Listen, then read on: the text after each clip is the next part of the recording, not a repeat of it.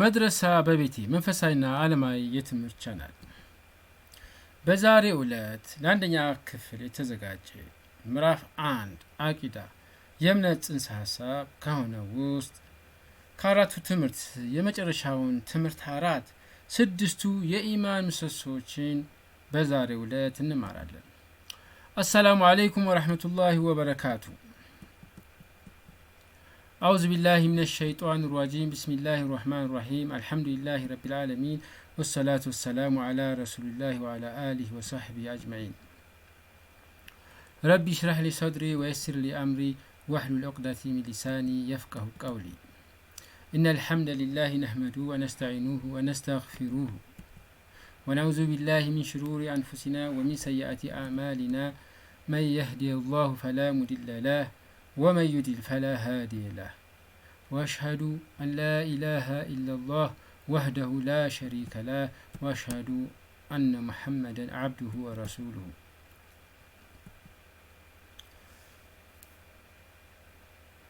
በዛሬው ዕለት የምንማረው የዕለቱ የትምህርት ይዘት ትምህርት ሳምንት አራተኛው ሳምንት የሆነውን ትምህርት አራት ስድስቱ የኢማን ምሰሶች ስድስቱ የኢማን ምሰሶች።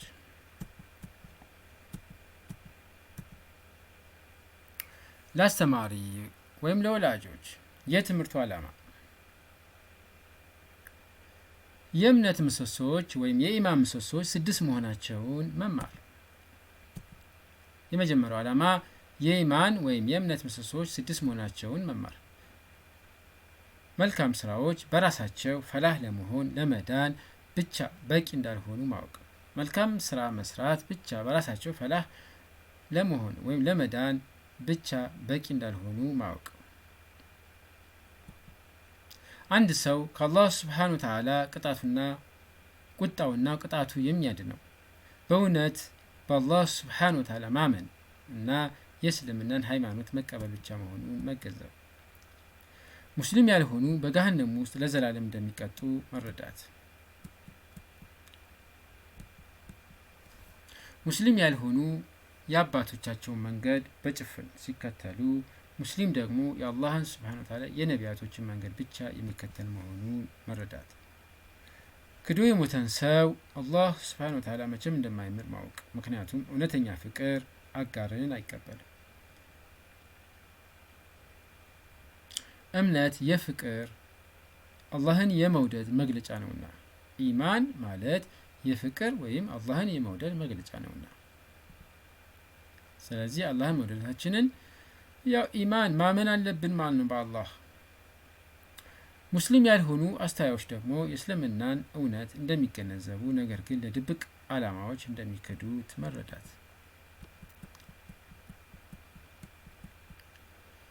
የትምህርቱ አጠቃላይ እይታ ለአስተማሪ ወይም ለወላጆች የኢማን ምሰሶች የሚገልጽ አረፍተ ነገሮችን ወይም አንቀጾችን መምህሩ ሲያነብ ተማሪው ማዳመጥ። የአረብኛ ቃል ከተዘማጁ የአማርኛ ፍቺ ጋር ማዛመድ። ስድስቱ ኢማን ምሰሶችን የአረብኛ ቃል ከተዛማጁ የአማርኛ ፍቺ ጋር ማዛመድ። በተጓደኑ ቃላት ውስጥ ደግሞ ያልተለመደውን ቃል ለይቶ መቀባት። አንድን የቁርአን አንቀጽና አንድ ሐዲሶችን ማዳመጥ። የኢማን አስፈላጊነት አጽንኦት የሚሰጥን ታሪክ መምህሩ ሲያነብ ማዳመጥ። በመዝገበ ቃላት ውስጥ ላሉ ቃላቶች ደግሞ ፍቺ መስጠት። የታሪኩ ልዩ ትምህርቶች መለየት። የተደበቀ ቃል ለማግኘት የቃላቶችን እንቆቅልሽን መፍታት። ቃላቶችን ባጭሩ የቃላቶችን ማለት የኢማን ምሰሶችን የሚገልጹ ቃላቶችን ባጭሩ ማብራራት።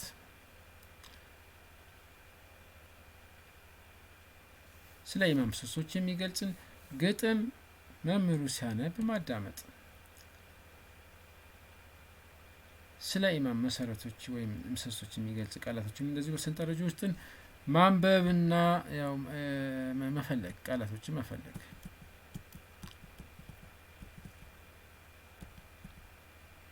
ለአስተማሪ ወይም ለወላጆች ውድ አስተማሪ ወይ ወላጆች የሚከተለውን እንግዲህ ተማሪ ወይም ወላጁ ልጁ እንዲያዳምጥ እና እንዲያብራራ ያድርጉ። ኢማን ማለት የአረብኛ ቃል ሲሆን እምነት ማለት ነው። ሆኖም ግን በዑለሞቻችን ትርጓሜ አስተካክሎ የሚተረጎመው ኢማን ማለት እርግጠኝነት የሚለው ቃል ነው። ኢማን ማለት ወይ እምነት ማለት በአንድ ሰው ላይ ሙሉ እምነት መጣል ነው። እምነት በአንድ ሰው ላይ አንድ ሰውን እናምነዋለን ስንል እምነት እንጥልበታለን እና እምነት ማለት በአንድ ሰው ላይ ሙሉ እምነት መጣል ነው። በአንድ ሰው ላይ እምነት ከጣልክ በሙሉ ልብህ እሱን ታምነዋለህ ማለት ነው። እናም ስለ እሱ ምንም አይነት ጥርጣሬ አይኖርህም። ጥርጣሬና ኢማን ተቃራኒ ነገሮች መሆናቸውንም አስታውሱ። በአንድ ነገር ላይ ጥርጣሬ ካለ እሱ እውነት እንዳልሆነ ታምነዋለህ ማለት ነው። ኢማን ማለት እምነት ማለት ልብ እውነት የምትቀበልበትና በእሱም የምትኖርበት ሁኔታ ነው። ልብ በእውነት ያምናል። አፍና ምላስ እውነትን ሲያውጁ፣ አካላት ደግሞ ሰውነት ደግሞ እውነት የሚፈልገውን ነገር ይፈጽማሉ። ኢማን ብርሃን ሲሆን፣ ጥርጣሬ ግን ጨለማ ነው። ሁሉም ሙስሊሞች የጋራ የእምነት ምሰሶዎች አላቸው። ሁሉም ሙስሊሞች የጋራ የሆነ የእምነት የኢማን ምሰሶዎች አላቸው። እነዚህን የእምነት ምሰሶዎች የሚክድ ሰው ካፊር ወይም ከሃዲ ነው። አንድ ሙስሊም እነዚህን እምነቶች ማወቅ አለበት። በአንደበቱ ሊናገራቸውና በልቡ ሊቀበላቸው ይገባል። እንዲሁም በተግባር ሊሰራቸውም ይገባል። በአንደበቱ ሊናገራቸውና በልቡ ሊቀበላቸው ይገባል። እነዚህን የእምነት ምሰሶዎች በአንደበቱ ሊናገራቸው ሊመሰክርና በልቡ ሊቀበላቸው ይገባል።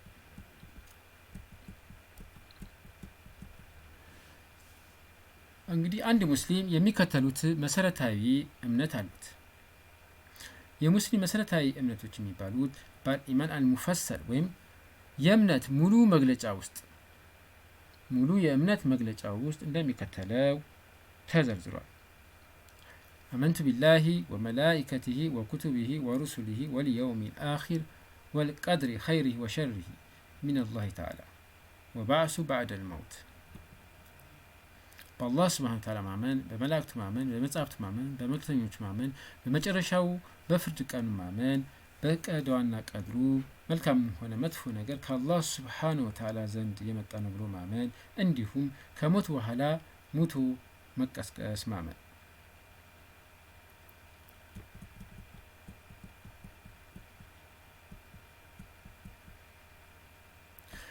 የመጀመሪያው የእምነት ክፍል የኢማን ምሰሶ የሆነውን በአላህ ስብሐነ ወተዓላ ማመን።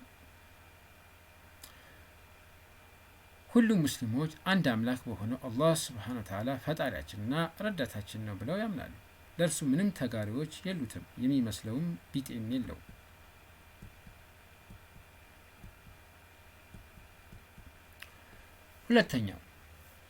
ሁለተኛው የእምነት ምሰሶ በመላእክቶች ማመን ነው።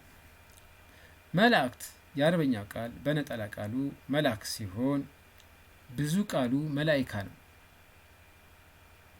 አላህ ስብሐነ ወተዓላ ሰዎችንና ሌሎች ነገሮችን እንደፈጠረ ሁሉ መላኢካንም ፈጥሯል።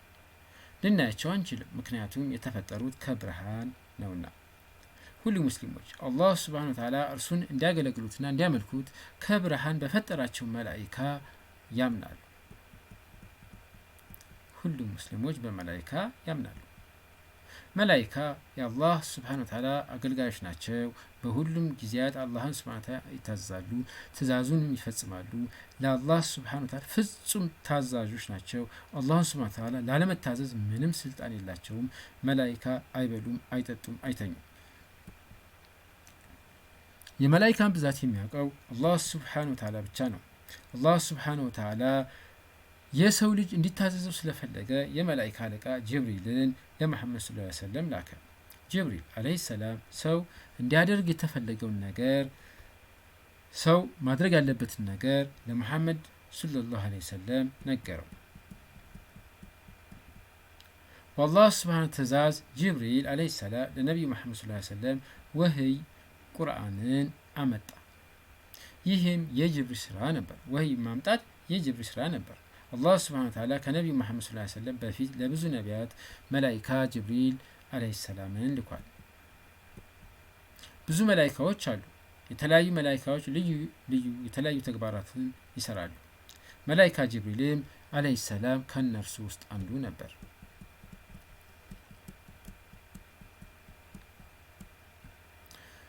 ከኛ እያንዳንዱ ሰው ሁልጊዜ አብሮት ያሉ ሁለት መላእክቶች አሉ። ያደረገውን ወይም የተናገረው ማንኛውም ነገር ሁሉ ይጽፋሉ፣ በፍጹም አይተውትም። የእርሱን መልካም ስራዎች ወይም የእርሱን መጥፎ ተግባራትን ይጽፋሉ። ሌላው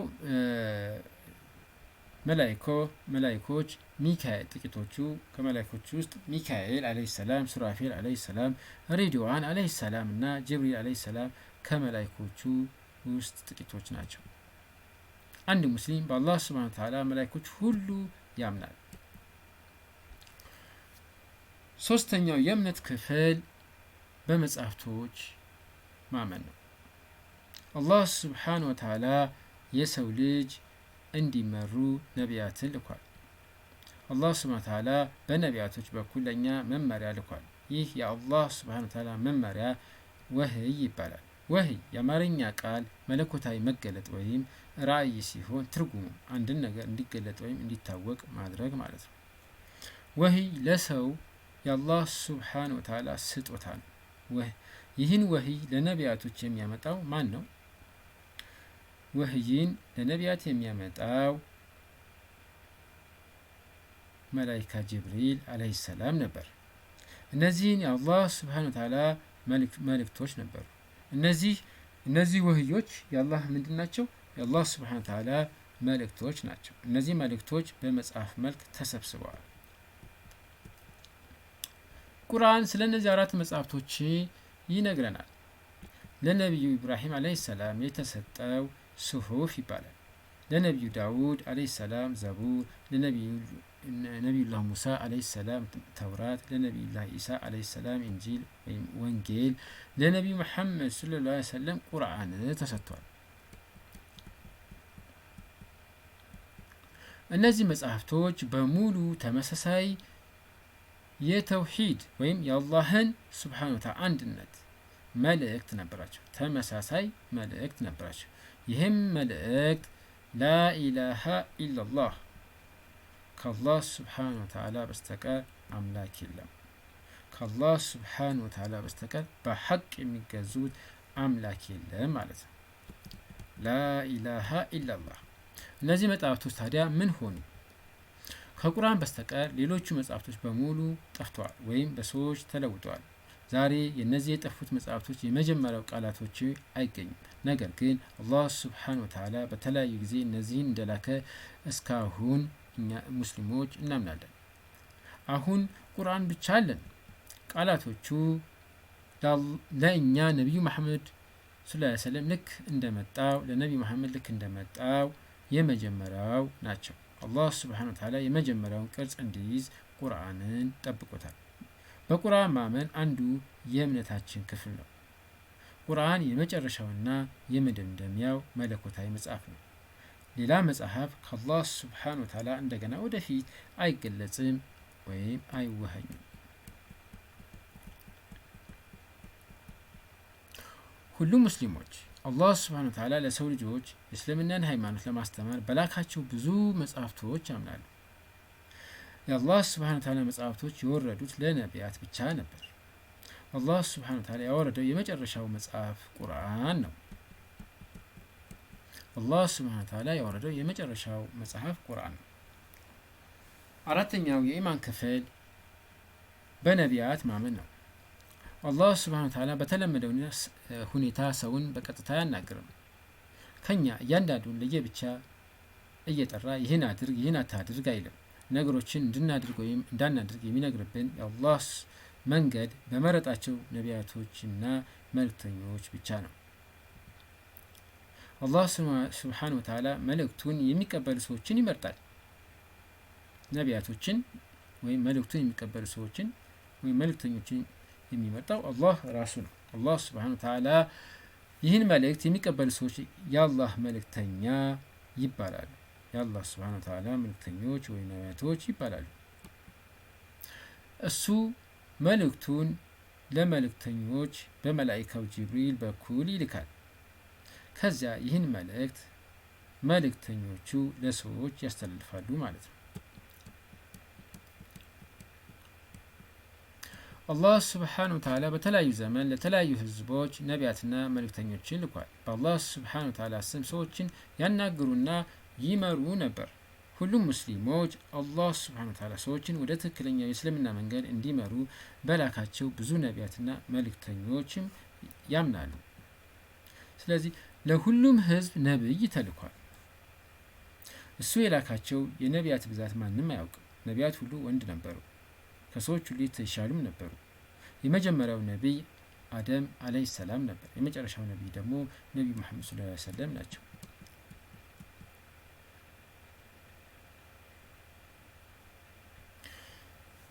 እንግዲህ ልጆች ሌሎች ጥቂት ነቢያቶችን ይዘርዝሩ። ያው ሌሎች ጥቂት ነቢያቶች እነዚህ ነበሩ።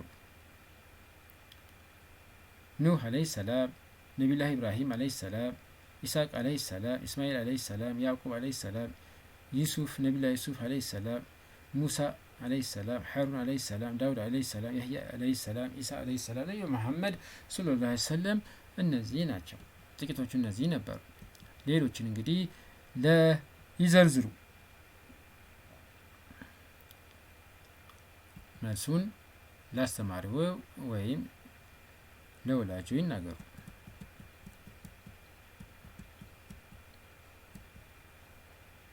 አምስተኛው የኢማን ክፍል የእምነት ማዕዘናት፣ የእምነት ምሰሶ፣ በመጨረሻው ቀን በፍርድ ቀን ማመን ነው። ሁሉም ሙስሊሞች ከአላህ ስብሓነሁ ወተዓላ በስተቀር ሁሉም ነገር እንደሚሞትና እንደሚያበቃለት ያምናሉ። ሁሉም ነገር ከአላህ በቀር እንደሚሞትና እንደሚያበቃለት ያውቃሉ። አላህ ስብሓነሁ ወተዓላ በመጨረሻው ቀን በፍርዱ ቀን ከሞት በኋላ ህያው ያደርገናል። አላህ ስብሓነሁ ወተዓላ በምድር ላይ ስላለው ህይወቱ እያንዳንዱ እና ማንኛውም የሚጠይቅበት በጣም ረጅም ቀን ይኖራል።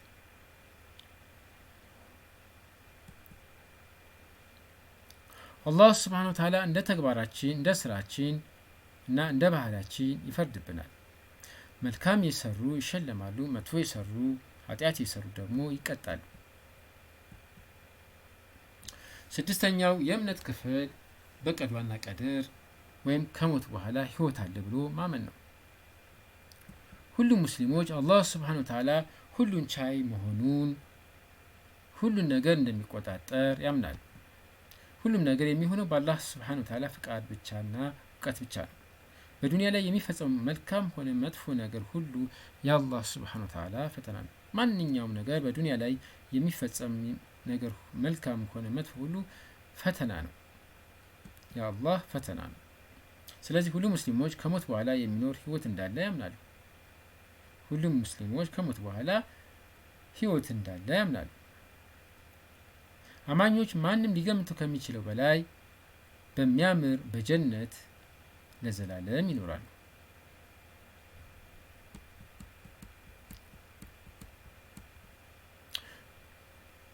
አማኝ ያልሆኑ ደግሞ ወይም ሙስሊም ያልሆኑ በጀሃነም እሳት ውስጥ ዘውታሪዎች ሆነው ይኖራሉ። ይህ ከምንም በላይ አስፈሪ ነው። በመቃብር ውስጥ የሞተ እንኳን አካላችን ይበሰብሳል እና ነፍሳችን ግን አትሞትም። መቃብሩም ጀነት የአትክልት ቦታ ወይም የጀሃነም ጉድጓድ ሊሆን ይችላል።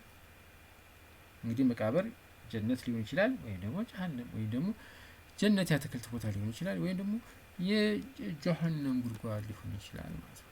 ወናውዙ ቢላህ ላይ ጠበቀና በእነዚህ ሁሉ የእምነት ምሰሶች ማመን አንድ ሰው ሙስሊም ያደርገዋል። አንድ ሰው ከነዚህ ምሰሶች ከነዚህ ስድስቱ ምሰሶች የኢማን ምሰሶች አንዱን እንኳ ውድቅ ካደረገ አንድ ሙስሊም ካፊር ይባላል። አንድ ሰው እነዚህ ምሰሶች አንዱን እንኳን ውድቅ ካደረገ ካፊር ይሆናል። እንግዲህ ልጆች የሚከተለውን ጥያቄዎችን መልሱን ይጻፉ ወይም መልሱን ለወላጅ ወይ ለአስተማሪ ይናገሩ። አንደኛ መላእክቶችን ማን ፈጠራቸው? መላእክቶችን ማን ፈጠራቸው? ሁለተኛ መላእክቶች ከምን ተፈጠሩ? መላእክቶች ከምን ተፈጠሩ? ሶስተኛ የመላእክት ብዛት ስንት ነው? የመላእክት ብዛት ስንት ነው? አራተኛ የአላህን ሱብሓነሁ ወተዓላ መልእክት የሚቀበሉ ሰዎች ምን ይባላሉ? የአላህን መልእክት የሚቀበሉ ሰዎች ምን ይባላሉ? አምስተኛ የኢማን የእምነት ምሰሶዎችን የሚያምን ሰው ምን ይባላል? የኢማን ምሰሶዎችን የሚያምን ሰው ምን ይባላል?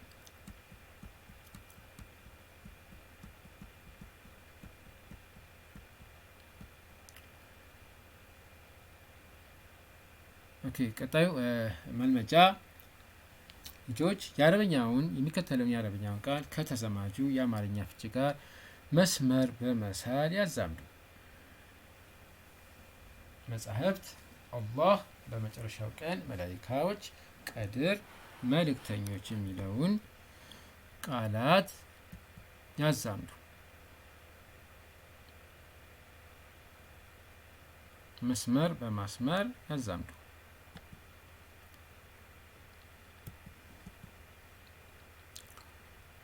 ሌላው መልመጃ ልጆች ነጠብጣቦችን በመስመር ያገናኙና ከዚያም ስዕሉን ውስጡን ይቀቡ። የዚህን ምስል ነጠብጣቦችን ያገናኙና ምስሉን ይቀቡ፣ ውስጡን ይቀቡ።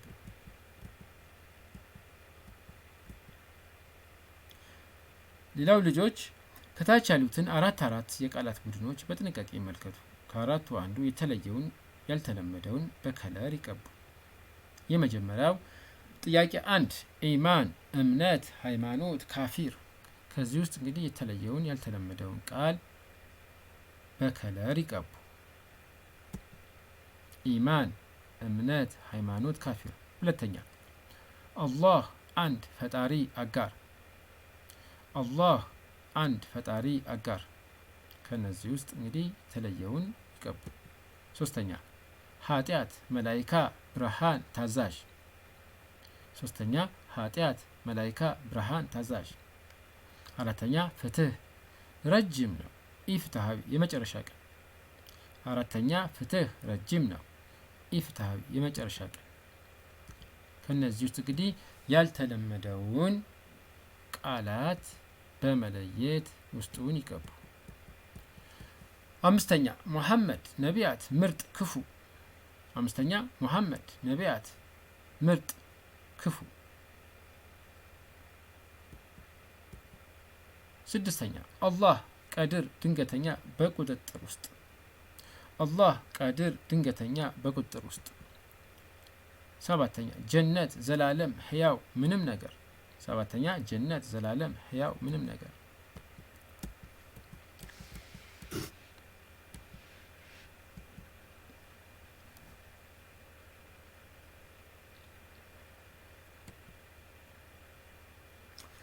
እንግዲህ ይሄ ደግሞ ለአስተማሪ ወይም ለወላጆች ነው። የቁርአንና የሀዲስ ማስረጃዎች ስለ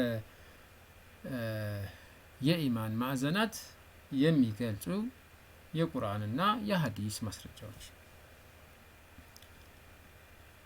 ሱረቱል በቀራ ምዕራፍ 2። እንግዲህ አስተማሪዎች ወይም ውድ ወላጆች እነዚህን የቁርአን አንቀጽ ይመልከቱ።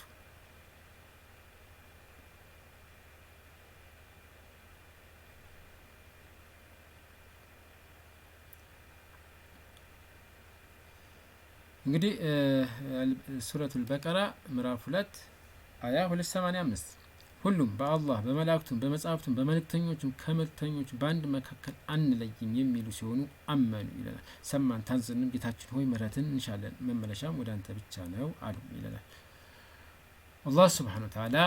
ሌላው የቁርአን ማስረጃ ሱረቱ ኒሳ ምዕራፍ 4 130 አያ 136 በአላህና በመላእክቱም በመጻሕፍቶችም በመልእክተኞችም በመጨረሻውም ቀን የካደ ሰው ከእውነት የራቀን መሳሳት በእርግጥ ተሳሳተ ይለናል። እንግዲህ በአላህ ማመን በመላእክቱ በመጻሕፍቶቹ በመልእክተኞችም በመጨረሻውም ቀን ስለ እነዚህ ነገሮች የምናምንበት መረጃ ሱረቱ ኒሳ ምዕራፍ 4 አያ 136። ሌላው የቁርአን መረጃ ሱረቱ ኒሳ ምዕራፍ 4 አያ 78። ይህ ደግሞ ስለ ቀዷና ቀደር የሚገልጽ መረጃ ነው። መልካም ነገር ብታገኛቸው ይቺ ካላህ ዘንድ ናት ይላሉ። መልካም ብታገኛቸው ይቺ ካላህ ዘንድ ናት ይላሉ። ሁሉም ደጉም ሆነ ክፉም ካላህ ዘንድ ነው በላቸው ይለናል አላህ ሱብሓነሁ ወተዓላ። ሁሉም ነገር እንግዲህ ካላህ ዘንድ ነው። ለነዚህም ሰዎች ንግግርን ሊረዱ የማይቀርቡበት ምን አላቸው? ስለ ቀዷ የምናምንበት እንግዲህ መረጃ የቁርአን መረጃ ሱረቱ ኒሳ ምዕራፍ 4 አያ 78። ሌላው በመጨረሻ ከሞት በኋላ ህይወት አለ ወይ ደግሞ ሙቶ ስለ መቀስቀስ እንግዲህ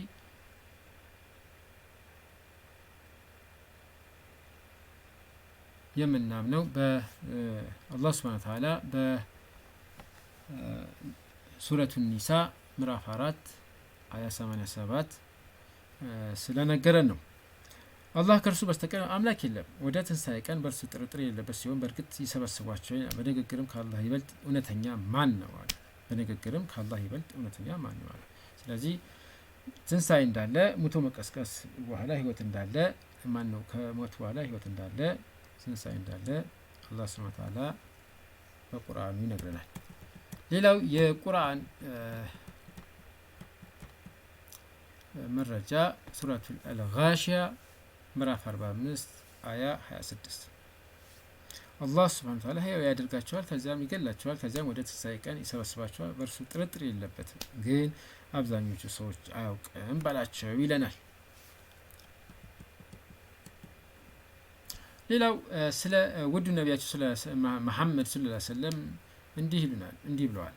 ኢማን ማለት እምነት ማለት በአላህ በመላእክቱ በመጻሕፍቱ በመልእክተኞቹ ከሞትም በኋላ በሚመጣው ትንሣኤ በቀድርም በማንኛውም ነገር ማመን ነው። የመሐመድ ነፍስ በእጁ በሆነችበት ሰዓቲቱ የመጨረሻዋ ቀን በእርግጥ ትመጣለች። እንግዲህ የሀዲስ ማስረጃ ነቢያችን ሰለላሁ ዐለይሂ ወሰለም እንዲህ ብለውናል ማለት ነው። ይህ ለአስተማሪና ለወላጆች የሚሆን የቁርአንና የሀዲስ ማስረጃ ነው። ሌላው ለአስተማሪና ለወላጆች ለመተዋወስ ጠቃሚ ነጥብ አላህ ሱብሓነሁ ወተዓላ የላካቸው መጽሐፍቶች በሙሉ ወይ ጠፍተዋል፣ ወይ ተረስተዋል፣ ወይ በክፉ ሰዎች ተለውጠዋል። ቁርአን ከአላህ ሱብሓነሁ ወተዓላ ዘንድ ያልተቀየረ ብቸኛ መጽሐፍ ነው። በምድር ላይ የቀረው ብቸኛው መመሪያ መለኮታዊ መጽሐፍ ወይም መመሪያ ቁርአን ነው።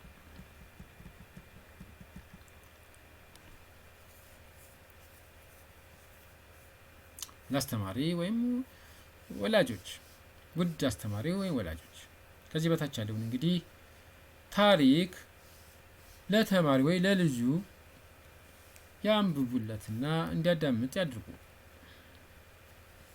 ከዛም በመዝገበ ቃላት ውስጥ ላሉ ቃላት ተስማሚ የሆነ አንድ ቃል ወይ የቃላት ፍቺ እንዲያገኝ ያግዙት። የተወዳጁ ነቢዩ መሐመድ ሰለላሁ ዐለይሂ ወሰለም ውድ አጎት አቡ ጣሊብ የቁረሽ ታላቅ አለቃ ነበሩ። የተወዳጁ ነቢዩ መሐመድ ሰለላሁ ዐለይሂ ወሰለም አጎት ማን ይባላሉ? አቡ ጣሊብ። አቡ ጣሊብ የቁረሽ ታላቅ አለቃ ነበሩ። እንደምናውቀው ቁረይሾች የነቢዩ መሐመድ ሰለላሁ ዐለይሂ ወሰለም መራር ጠላቶች ነበሩ። አቡ ጣሊብ ጥሩ ሰው ነበር። ምንም እንኳን ሙስሊም ባይሆንም አቡ ጣሊብ ሁልጊዜም ከነቢዩ መሐመድ ሰለላሁ ዐለይሂ ወሰለም ለ40 ዓመታት ያህል ነቢዩን ሲጠብቅና ከጥላት ሲከላከልላቸው ቆይቷል። እንዲሁም ይህን ለማድረግ ብዙ ጊዜ ራሱን ወደ ከባድ አደጋ አጋልጧል። ምንም እንኳን ከባድ ችግር ቢገጥመውም አንድም ቀን ወደ ነቢዩ ሰለላሁ ዐለይሂ ወሰለም ጀርባውን ሰጥቶም አያውቅም። ሁልጊዜም እንግዲህ ነቢዩ ሰለላሁ ዐለይሂ ወሰለምን ከጥላት ይከላከልላቸውና ያግዛቸውና ይረዳቸው ነበር።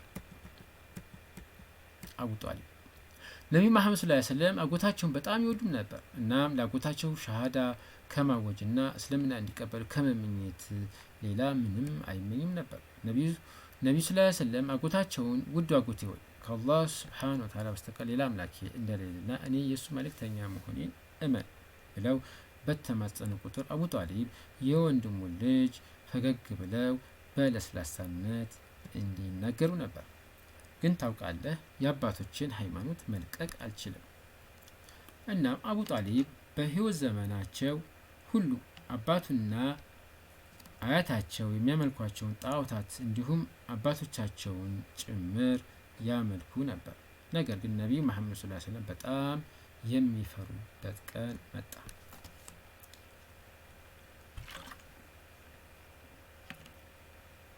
አቡ ጣሊብ ታሞ ነበር እና አሁን ባልጋቸው ላይ ጣረሞት ላይ ነበሩ። ነቢዩ ሰለላሁ ዐለይሂ ወሰለም በፍጥነት ወደ ቤታቸው አጎታቸውን አቡ ጣሊብ ጠይቁ ሄዱ። ነቢዩ ሰለላሁ ዐለይሂ ወሰለም ብዙውን ጊዜ ሁሉንም ሰላምታ ከሚሰጡት ያጎታቸው ፈገግታ ፊት እና ሞቅ ያለ እቅፍ ፈንታ ነቢዩ ሰለላሁ ዐለይሂ ወሰለም የሚያዩት ሁሉ በአልጋ ላይ ተዘርግተው የገረጣ የሰላ አካል ነበር። ነቢዩ መሐመድ ሰለላሁ ዐለይሂ ወሰለም ከአጎቶቻቸው ጎን ተንበርክከው ደካማ እጆቻቸውን የሰላ እጆቻቸውን አጥብቀው በመያዝ እንባ ወደ አይናቸው መጣ። የእስልምና ቀንደኛ ጠላት የሆነው አቡ ጀህል ቀድሞ ተገኝቶ ነበር። እንዲሁም ሌሎችም የቁረይሽ አለቆችም ቀድሞ ተገኝተው ነበር። በነቢዩ ሰለላሁ ዐለይሂ ወሰለም ላይ ፊቱን አጨፈገገና አይኖቹን አፍጥጦ ጥርሱን በጥላቻ እያፏጨ ከአቡ ጧሊብ ቀጥሎ ተቀምጧል።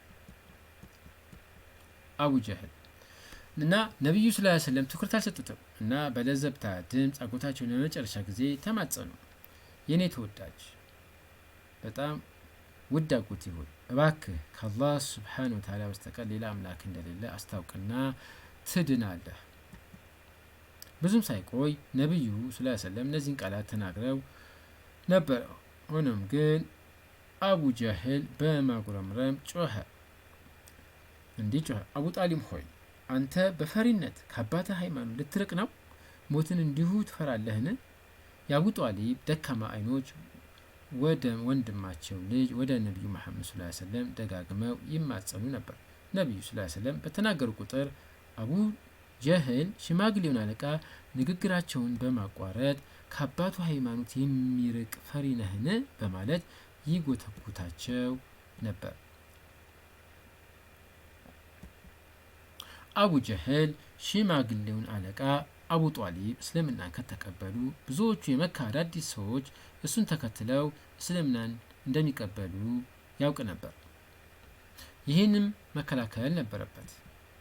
አቡ ጧሊብ በቤቱ የተሰበሰቡትን ሰዎች ተመለከተና በለሆሳስ እንዲህ አለ።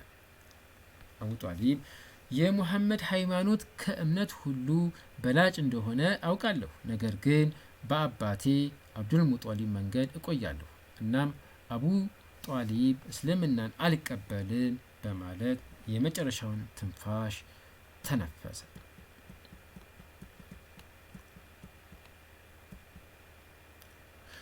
በነቢዩ መሐመድ ሰለላሁ ዐለይሂ ወሰለም ፊት ላይ የጭንቀት እንባ ወረደ። አንተ ውድ አጎቴ ሆይ ካልተከለከልኩኝ በቀር የአላህን ምህረት መለመኔን እቀጥላለሁ አሉ። ያኔ ነበር አላህ ሱብሓነሁ ወተዓላ እንዲህ ሲል በቁርአኑ የገለጸው። በሱረቱ ተውባ ምዕራፍ 9 አያ 113 ላይ ለነቢዩና ለእነዚያ ላመኑት ለአጋሪዎቹ የዝምድና ባለቤቶች ቢሆኑም እንኳ እነርሱ ከሃዲዎቹ የእሳት ጓዶች መሆናቸውን ከተገለጸላቸው በኋላ ምህረትን ሊለምን የሚገባ አልነበረም። እንግዲህ እስልምና ላልተቀበሉ ለከሃዲዎቹ ምህረት እንዳንለምን የከለከለን አላህ ሱብሓነሁ ወተዓላ በዚህ የቁርአን አያ ነው ማለት ነው። ከዚህ ታሪክ ምን ተምረናል? ሙስሊም ያልሆኑ አርአያነት ያላቸውን መልካም ባህሪያትን ሊይዙና እጅግ መልካም ስራዎችን ሊሰሩ ይችላሉ። ነገር ግን የማያምን ሰው አንዳንድ ጊዜ በእምነቱ የሙስሊም ታላቅ ወዳጅና ደጋፊ ሊሆን ይችላል። አንዳንድ ጊዜ ከሙስሊም የበለጠ የማያምን ሰው አንዳንድ ጊዜ በእምነቱ የሙስሊም ታላቅ ወዳጅና ደጋፊ ሊሆን ይችላል። ግን በራሳቸው መልካም ስራዎች ለመዳን በቂ አይደሉም። መልካም መስራት በቂ አይደሉም። በአላህ ሱብሓነሁ ወተዓላ ማመንና የእስልምናን ሃይማኖት መቀበል ብቸኛው መዳኛ መንገድ ነው። የነቢያት ሁሉ ትልቁ ስጋት ህዝቦቻቸውን ጀነት እንዲገቡ ነው ወይም ደግሞ ከጀሃነም እሳት እንዲድኑ ነው።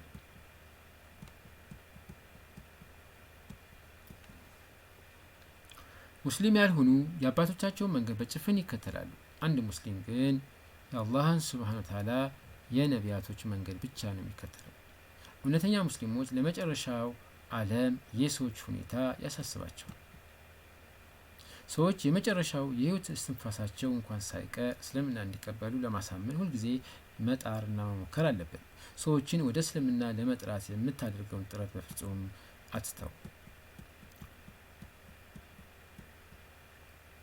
ሙስሊም ያልሆኑ በጣም የሚፈሩት የእስልምናን መስፋፋትና ስልጣናቸውን እንዲሁም ጥቅማቸውን ማጣት ነው።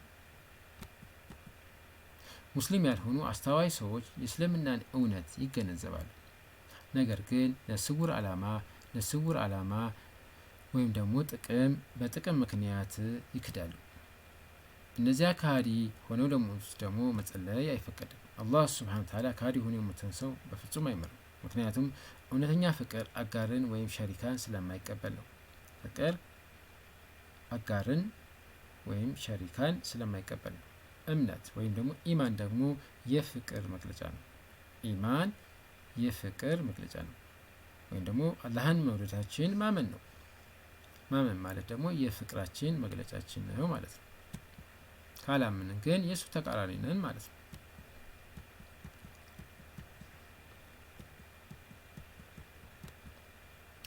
በጀሃነም ውስጥ ትንሹ ቅጣት እስከ ተረከዝ የሚወጣ እሳት ነው። ይህም አንጎል እንዲፈላ ያደርጋል። አላህ ይጠብቀንና ሙስሊም ያልሆኑ በገሃነም ውስጥ ለዘላለም ይቀጣሉ። ኃጢአት የሰራና የተጸጸተ ሙእሚን ወይ ሙስሊም ለተወሰነ ጊዜ ይቀጣና ከዛ በኋላ ጀነት ይገባል።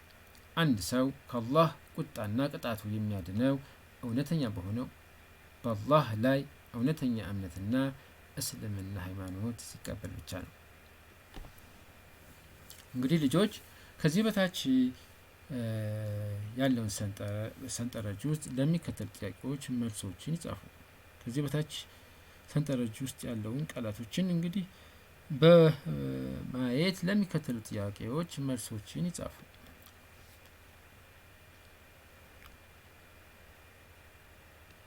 ከዚህ በታች ያለውን ሰንጠረዥ በመጠቀም ለሚከተሉ ጥያቄዎች መልሶችን ይጻፉ። እንግዲህ ከ1 እስከ 4 ያሉትን ጥያቄዎች ወደ ጎን በማየት ለሚከተሉ ጥያቄዎች መልሱን ይጻፉ። አንደኛ፣ ባዶ ቦታ ማለት ዳሽ ማለት የአረበኛ ቃል ሲሆን እርግጠኝነት ማለት ነው። ዳሽ ማለት የአረበኛ ቃል ሲሆን እርግጠኝነት ማለት ነው። ሁለተኛ፣ ዳሽ ማለት በአንድ ሰው ላይ ሙሉ እምነት መጣል ነው። ሁለተኛ፣ ዳሽ ማለት በአንድ ሰው ላይ ሙሉ እምነት መጣል ነው። ሶስተኛ፣ ኢማን ዳሽ ሲሆን ጥርጣሬ ግን ጨለማ ነው። ሶስተኛ፣ ኢማን ዳሽ ሲሆን ጥርጣሬ ግን ጨለማ ነው። አራተኛ፣ ዳሽና ምላስ እውነትን ያውጃሉ። ዳሽና ምላስ እውነትን ያውጃሉ።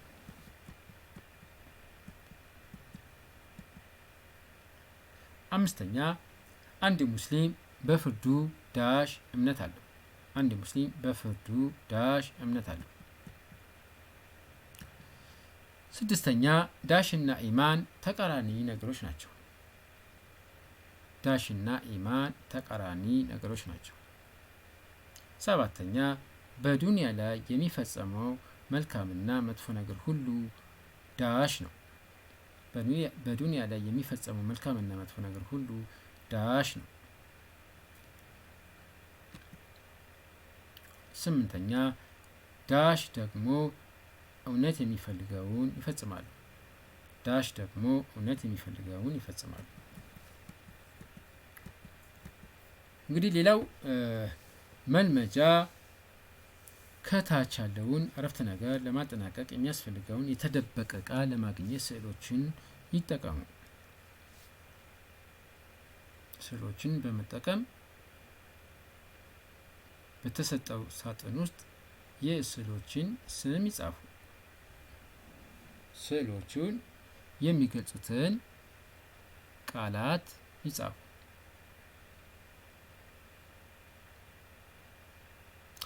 አቡ ጣሊብ ከአላህ ሱብሓነሁ ወተዓላ ይልቅ አባቱና የህዝቡን መንገድ ይወድ ነበር። እውነተኛ አቡ ጣሊብ ከአላህ ይልቅ ማንን ይወዳል?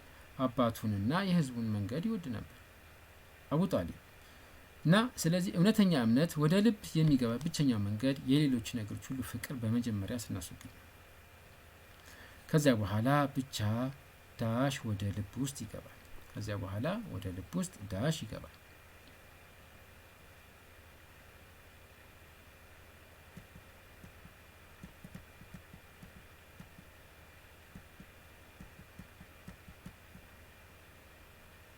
ይህን በምሳሌ ለመረዳት እንሞክር። ፖም ማብቀል ብንፈልግ እንዲሁም በአረምና በእሾህ ቁጥቋጦ የተሞላ መሬት አለን እንበል። ፖም ማብቀል ብንፈልግና እንደገና ደግሞ በተቃራኒ ደግሞ በአረምና በእሾህ ቁጥቋጦዎች የተሞላ መሬት አለን እንበል።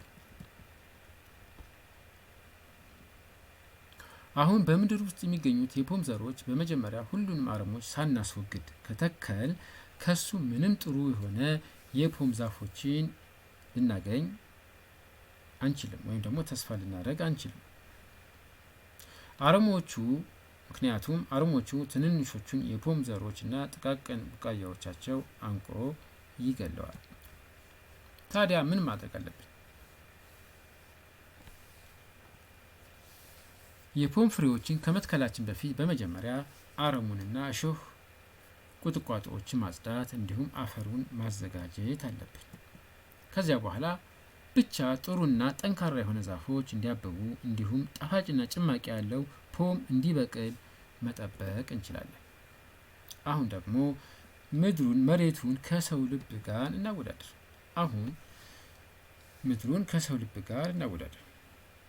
ልብ በሐሰት አማልክቶች የተሞላ ከሆነ ዳሽ እዚያ ስር ይሰዳል ብለን መጠበቅ አንችልም።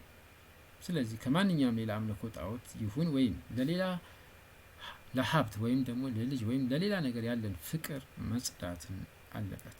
ከዚያ በኋላ ብቻ ነው ዳሽ ስር ያድግና ከዚያ በኋላ የዳሽ ስር ያድግና ጥሩ ተግባራት ያብባሉ። መልካም ስራ ከዳሽ ዛፍ ፍሬ እንደሚበቅል ነው። እንግዲህ ከዚያ በታች ያለው መልስ እንግዲህ ኢማን የሚለው መልስ አግኝታችሁ ከሆነ ትክክል ናቸው። መልሱ ኢማን፣ ባዶ ቦታው መልስ ኢማን ካላችሁ ትክክል ናቸው።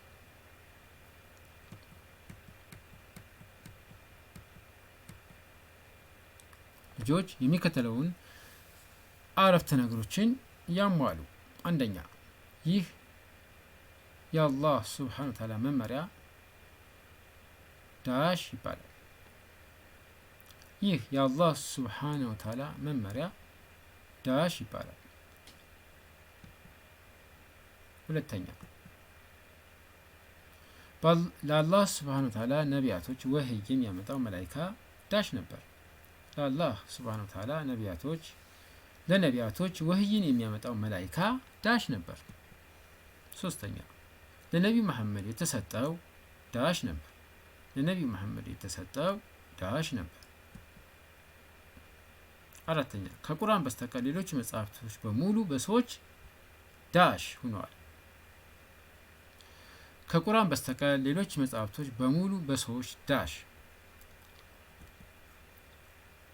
አምስተኛ፣ አላህ ሱብሓነሁ ወተዓላ የመጀመሪያውን ቅርጽ እንዲይዝ ዳሽን ጠብቆታል። ባዶ ቦታ ጠብቆታል።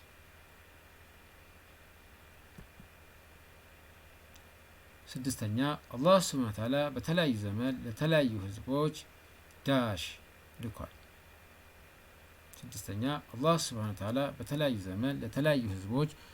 ባዶ ቦታ ልኳል። ሰባተኛ፣ የመጀመሪያ ነቢዩላህ ባዶ ቦታ ነበር። የመጀመሪያው ነቢዩላህ ዳሽ ነበር። ስምንተኛ፣ የመጨረሻው ነቢዩላህ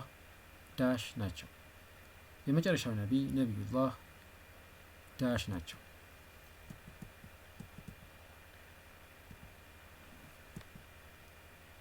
ልጆች እንግዲህ ሰዎችን እንዲመሩ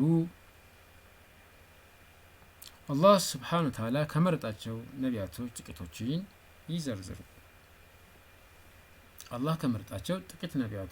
ይዘርዝሩ። መልሱን ለአስተማሪዎ ወይም ለወላጅዎ ይናገሩ።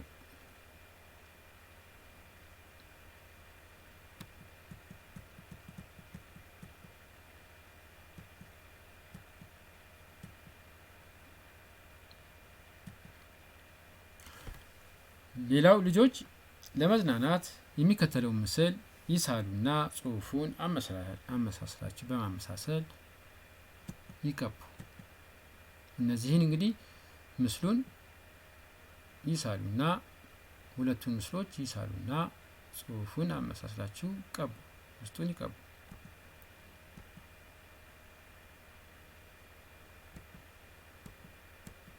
ሌላው መልመጃ የሚከተለው የአረበኛውን ቃል የሚስማማውን አቻ የአማርኛ ቃል ያዛምዱ፣ በተመሳይ ቀለምም ይቀቡ። የአረበኛውን ቃል ከአማርኛ አቻ ቃሉ ጋር ያዛምዱና ተመሳሳይ ቀለም ይቀቡ። እንግዲህ የአረበኛውንና የአማርኛውን ተመሳሳይ አቻ የሆነውን ቃል ያዛምዱና ተመሳሳይ ቀለሞችን ይቀቡ። ተመሳሳይ የሆኑትን ተመሳሳይ ቀለም ይቀቡ።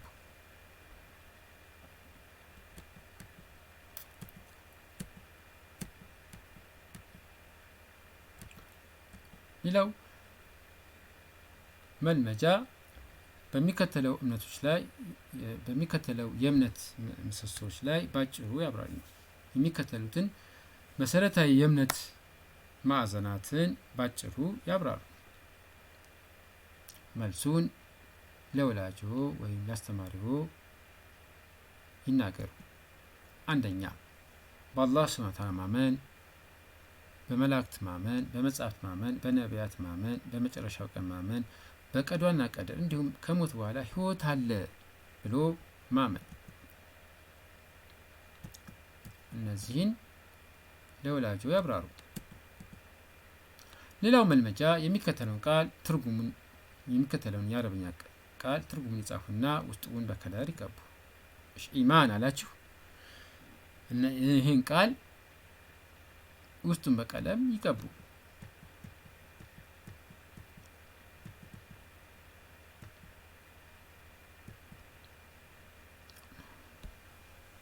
ውድ አስተማሪ ወላጆች፣ የሚከተለው እንግዲህ የነቢዩ ፈገግታ ምንባብ ለልጆ ለተማሪው ያንብቡላቸው። ነቢዩ ሰለላሁ ዐለይሂ ወሰለም አንድ ሰው በፍርዱ ቀን ባሳየ ሁኔታ ፈገግ አሉ። አቡ ዘር ረዲየላሁ ዐንሁ ባወሩት ሐዲስ ነቢዩ እንዲህ ብለዋል፣ ከፍርድ ቀን በኋላ እኔ የእሳት ከሆኑ ሰዎች መካከል በመጨረሻ ከእሳት የሚወጣውና ከጀነት ሰዎች መካከል በመጨረሻ ወደ ጀነት የሚገባው በእርግጥ አውቃለሁ ወይም አላህ አሳውቆኛል አሉ። እና አንድ ሰው አላህ ሱብሓነሁ ወተዓላ ፊት ይቀርብና ትልልቅ ኃጢአቶቹን ደብቃችሁ ስለ ትንንሽ ኃጢአቶቹ ጠይቁት ይባላል። ከዚያ ታላላቅ ኃጢአቶቹ እንዲደበቁ ይደረግለትና ትናንሾቹን ብቻ እንዲመለከት ይደረጋል።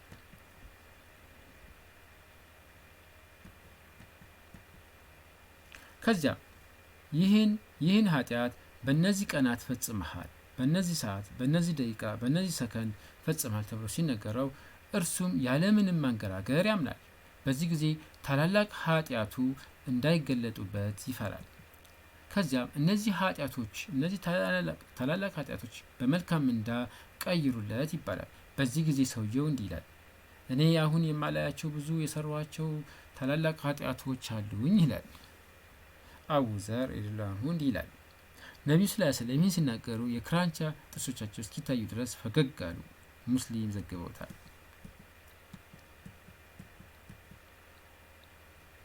ውድ አስተማሪ ወይም ወላጆች፣ የሚከተለውን ግጥም ለተማሪ ወይም ለልጁ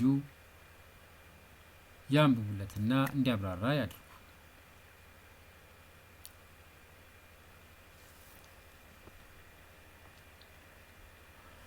አላህን ሱብሓነሁ ወተዓላ በምስጋና ድምፅ ለማወደስ ብዙ ምክንያት አለኝ የደስደስ። ለሁሉም ጸጋ መስጋኝ ነኝ፣ በተለይ ሙስሊም ላደረገኝ፣ ፍጹም አድርጎ በፍቅር ለፈጠረኝ፣ ወደዋለሁ የኸይር መንገድ ለመራኝ። አምናለሁ በአላህ በአንድነቱ፣ በመላእክቱ መልእክተኞቹ መልእክቱ፣ በፍርድ ዕለቱ በቀዷ ቀድሩ። ማመን ነው ሙቶ መነሳት መኖሩ፣ ከሞት በኋላ ህይወት መኖሩ። ስለዚህ ለውዴታዬ ሰግዳለሁ፣ ሁሉን ለመታዘዝ የተቻለኝን ሞክራለሁ። እከተላለሁ የነቢዩስና የነቢያትን ጥሩ ምግባርን ሊያስተምሩን በመጡት። አምናለሁ በአላህ በአንድነቱ፣ በመላእክቱ መልእክተኞቹ መልእክቱ፣ በፍርድ ዕለቱ በቀዷ ቀድሩ። ማመን ነው ሙቶ መነሳት መኖሩ፣ ከሞት በኋላ ህይወት መኖሩ። እኔ ሙስሊም ነኝ የማላጋራ፣ በኢማን መሰረት የማምን፣ በማንነት የምኮራ፣ ያ አላሁ ሙስሊም አድርገህ ግደለኝ፣ ያ ረብ ከመልካሞቹ ማስጠቀኝ።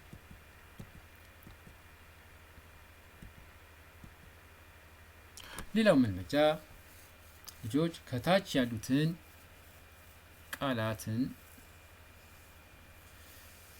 በሰንጠረዡ ውስጥ ይፈልጉ። ኢማን፣ አላህ፣ መላኢካ፣ ብርሃን፣ መጽሐፍ፣ ቁርአን፣ መልእክተኛ፣ ማብቃት፣ መጨረሻ፣ ቀን፣ ፍርድ፣ ቀድር፣ ህይወት፣ ሞት፣ መኖር፣ ዘላለም፣ ጀነት፣ ጀሃነም። እነዚህን ቃላቶችን በዚህ ሰንጠረዦች በመፈለግ ያክቡ። ቃላቱን ያክቡ። ለምሳሌ አላህ የሚለው ቃል እንደተከበበው ሌሎችንም ቃላቶች በመፈለግ ያክቡ እና መልሱን ይናገሩ። መልሱን ለወላጆ ለአስተማሪ ይናገሩ። ልጆች በአላህ ስብሓነሁ ወተዓላ የተመረጠ የመጀመሪያው ነቢይ ስም በመጽሐፍ ውስጡን በቀይ ከለር ይቀቡ። የመጀመሪያውን ነቢይ ስም በመጽሐፍ ውስጡን በቀይ ከለር ይቀቡ። የመጀመሪያውን ነቢይ ስም በመጽሐፍ ውስጡን በቀይ ከለር ይቀቡ። ሌላው መልመጃ በአላህ ስብሓነሁ ወተዓላ የተመረጠው የመጨረሻውን ነቢይ ስም በመጽሐፍ ውስጡን ሰማያዊ ቀለም ይቀቡ። የመጨረሻውን ነቢይ ስም በመጽሐፍ ውስጡን ይቀቡ። ውስጡን ሰማያዊ ከለር ይቀቡ።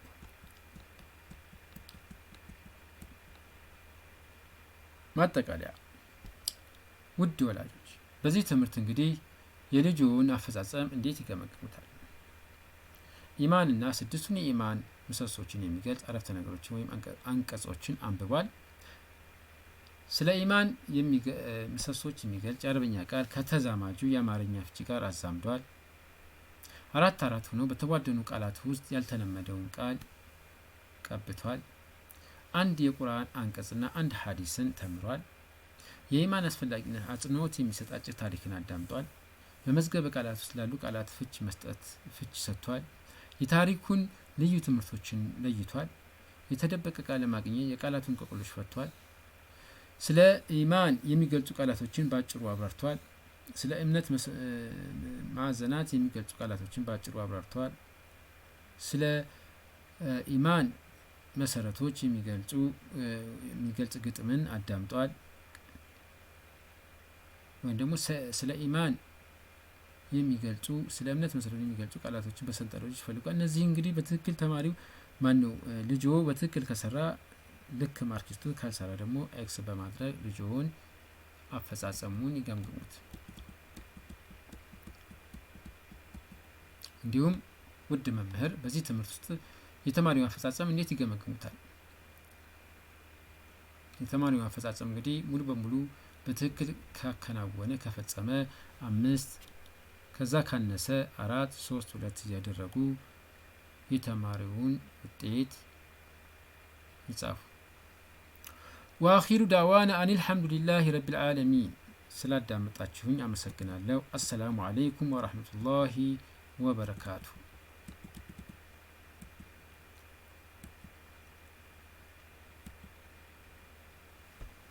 እንግዲህ በቀጣዩ የትምህርት ይዘት ምዕራፍ 2 አኽላቅ የሆነውን ስነ ምግባር የሆነውን አላህን ሱብሓነሁ ወተዓላ ማክበር፣ የሰው ልጆችን ማክበር፣ ህይወት ያላቸውን ፍጥረታት ማክበር ለደረጃ 1 የተዘጋጀ አኽላቅ ስነ ምግባር በቀጣዩ 5ኛው ሳምንት ትምህርት 5 የሆነውን አላህ ሱብሓነሁ ወተዓላ ማክበር የሚለውን እንማራለን። እስከዛው በሰላም ይቆዩን። በድጋሚ አሰላሙ አለይኩም ወራህመቱላሂ ወበረካቱ። መድረሳ በቤቴ መንፈሳዊና ዓለማዊ የትምህርት ቻናል